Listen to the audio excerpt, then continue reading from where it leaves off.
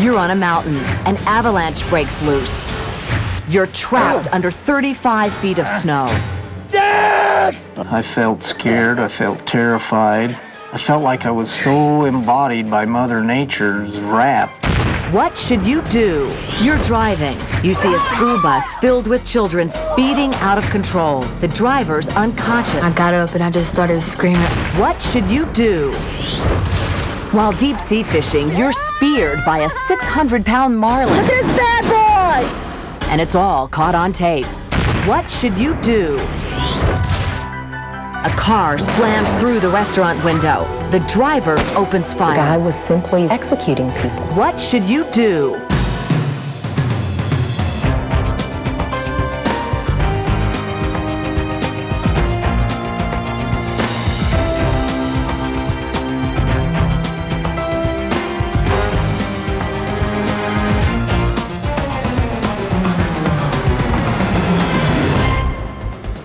Hi, I'm Lisa Gibbons, and we have all heard inspiring stories of survival. Well, this next one truly amazes me. Try to imagine what it would be like to be caught in an avalanche and buried under 35 feet of snow. 35 feet! That's the equivalent of a 3-story building. Most people simply don't make it out alive. But Lester Morlang is not like most people. Lester and his friend Jack were exhausted. All day they'd been working hard making repairs at the mineral mine they owned. Now they just wanted to get home to their families. We had to get it done before the new storm was coming because it was supposedly to be heavy. So that made us work a little extra hard, a little extra fast. I think we about got this, Jack. I say we wrap it up and get out of here.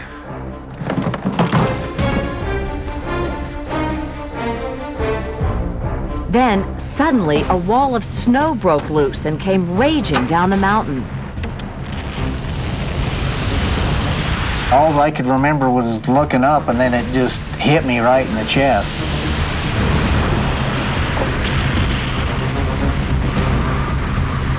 And I kind of just spun and twirled in the air like using a wash machine.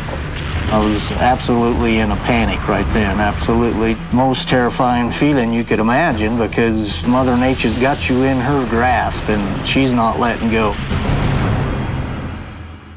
As the avalanche settled, Lester was buried under 35 feet of snow. I couldn't tell if I was up or down or what.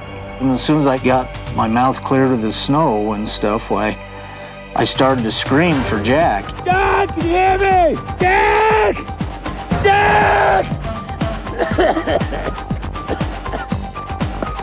Pressure that I was in was so great that you couldn't get a breath of air. Every time you'd exhale, the pressure would squeeze in on you, and then you couldn't get any more. So you had to breathe very slightly, very slow. I felt alone. I felt scared. I felt terrified. I felt like I was so embodied by Mother Nature's wrath on me that I couldn't do anything, and that was probably the one thing I had to overcome. I could feel my mucus and my tears running across my cheeks, so then I knew I was upside down and on my back, kind of. Once he determined which way was up, slowly, methodically, Lester started digging his way out from underneath tons of snow. Luck was on his side. The avalanche had only buried him 5 feet from the surface.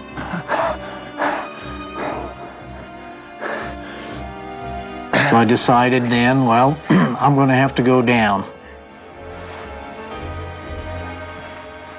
Making his way down the mountain, Lester heard the distant sound of a helicopter, followed by a powerful explosion. When they were dropping some bombs to secure the area so the rescuers would feel safe in landing there. Lester tried to scramble back up the mountain to safety, but it was too late. The bomb blast had triggered yet another avalanche. I mean, it's probably doing 150, 200 miles an hour. And of course, all kinds of things are running through your head. I was thinking, well, if I feel it starting to cover me up, I'm going to act like I'm climbing this tree. I'm assuming it's just going to come and cover me up, you know. I'm just scared to death. But this time, when the avalanche hit, the tree provided the perfect shield for Lester and prevented him from getting swept away. I actually thank that tree and love that tree. I'm telling you, today I can go pick that tree out. It'd be quite a trek, but I can find that tree. Minutes later, a search and rescue team flew down over the mountain and spotted Lester. Hey! Hey, over here! I just saw it and I thought, is that real? Am I hearing that? Because they're coming right for me. I mean, it's better than any music I ever heard. Lester was flown to a nearby hospital where he was treated for frostbite on his hands and feet. Sadly, his friend Jack, who was also buried in the first avalanche, did not survive. Today, Lester often thinks about that tragic ordeal and how lucky he is to be alive. I'd never read a book on avalanches or anything. How to dig and what to do, that was all just a self-taught cram course right there. Things mean a lot more to me, like just the feel of my wife's hand. Just to hold her hand, just to see it. It just made me more aware of what's around me.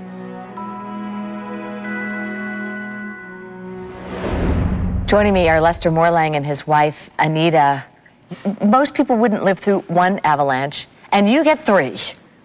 All in one day. All in one day.